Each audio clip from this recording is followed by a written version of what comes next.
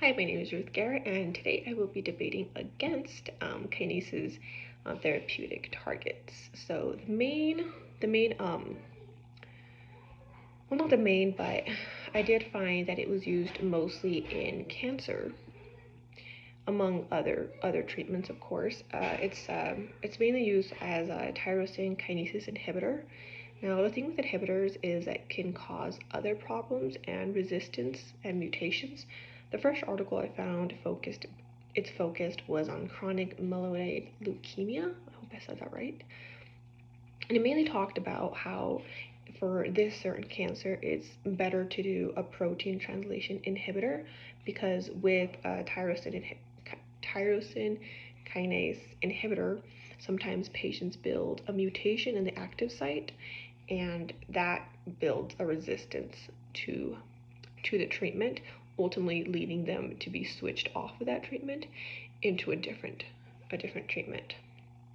The second article I found was mainly like the after effects of being on tyrosine inhibitors for cancer therapy. This was more of a study.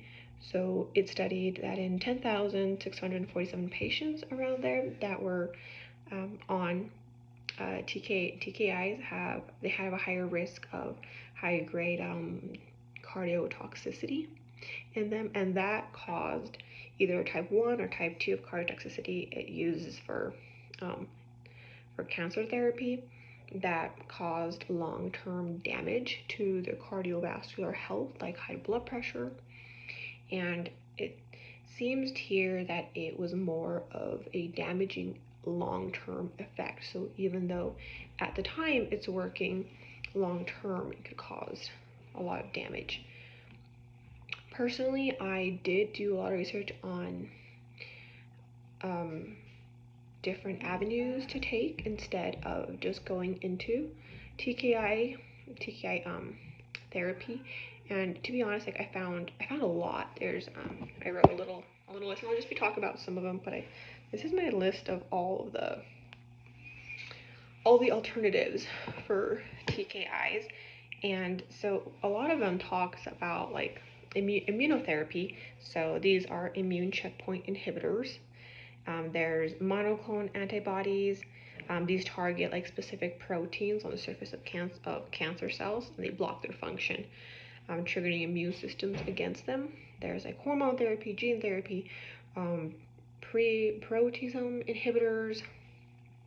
There's RNA interference, angiogenesis inhibitor, epigenetic modulators, and most of these are just different avenues that you can take. So like there's anti-angiogenic therapies that are used in cancer treatments to limit tumor growth. There's another one that I found was interesting was gene therapy that involves like introducing and modifying or silencing genes. So this helps like prevent diseases in the context of cancer. It also like targets specific like signal pathways and it does enhance your immune system against tumors. I also personally think that there's a lot of side effects with any treatment, but with there being so many other alternatives to it, I don't think that it's a very smart idea, especially with all the side effects that I found, like the cardiovascular effects. This affects cardiovascular system, and you constantly need to be like monitoring for high blood pressure, hypotoxicity, gastrointestinal issues, dermatologic reactions. So this can cause rashes, hand-foot syndrome, skin discoloration. There's hematologic effects. These can cause like blood count. This usually causes like anemia, pulmonary toxicity, endocrine effects, wound healing complications, risk of secondary malignancies. So what's basically saying is that some kinase inhibitors have associated with increased risk of developing a second malignancy in a long-term surveillance of cancer is usually necessary. There's fluid retention and neurological effects for this too. I just think that with all of these side effects and all these alternatives, I think it's something that we should probably have in the back burner or as like a second option.